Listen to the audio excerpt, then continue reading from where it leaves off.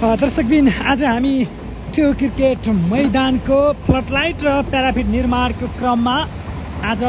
25औं दिन पुरा भएर आज हामी 26औं दिनमा रहेका छौँ भने त्यसो त 26औं दिनमा आइपुग्दा त्यो क्रिकेट मैदानको यो अपडेट हेर्ने हो भने यहाँको ताजा स्थिति हेर्ने हो भने निकै हामीले फरक पाउन सकिन्छ र त्यसो त हामी देख्न सक्छौँ यो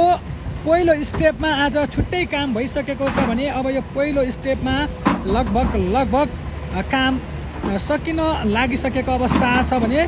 त्यसो त यो ठाउँमा चाहिँ अहिले यो माटो हालिसकेका हामी दृश्य देख्न सक्छौँ। सुरुमा सोलिङ गरियो, सोलिङ गरिसकेपछि पिसिसी गरियो र पिसिसी गरिसकेपछि यो ठाउँमा चाहिँ फुटिङको काम गरिसकेपछि फुटिङको ढलान गरियो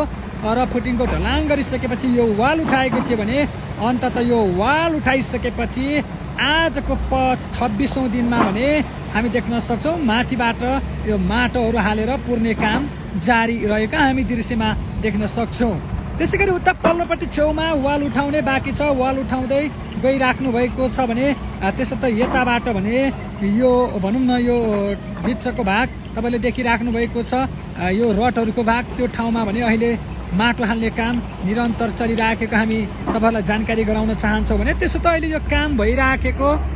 यो भने दोस्रो स्टेपमा रहेको छ। यो मान्छेहरू देखिराख्नु भएको भन्दा यो तल्लोपट्टि एकजना मान्छे हामी देख्न सक्छौँ र हामी देख्न सक्छौँ इट्टाको सोलिङ भइराखेको छ र त्यसै गरी यो माथिल्लो तेस्रो स्टेपमा पनि एकैसाथ हामी सोइलिङ भइसकेका हामी तपाईँहरूलाई जानकारी गराउन चाहन्छौँ। कामदारहरू भने अलिकति हामीले न्यून देखेका छौँ आज यो ठाउँमा काम गर्ने कामदारहरू पक्कै पनि यहाँका कामदारहरू लगभग भनौँ न उतापट्टि हामीले छेउमा देखेका छौँ। हामी त्यहाँको दृश्य नजिकबाट पनि देखाउनेछ भने त्यसै गरी यहाँ डोजरहरू पनि लागेको छ, दुवैतर्फबाट भनौँ दुवै स्टेपको एकसाथ यहाँ माटोहरू खन्ने काम र लेबलिङ मिलाउने काम चाहिँ निरन्तर चलिराखेको छ। हामी यसरी नै तपाईँहरूलाई निरन्तर यहाँको अपडेट गराउनेछौँ।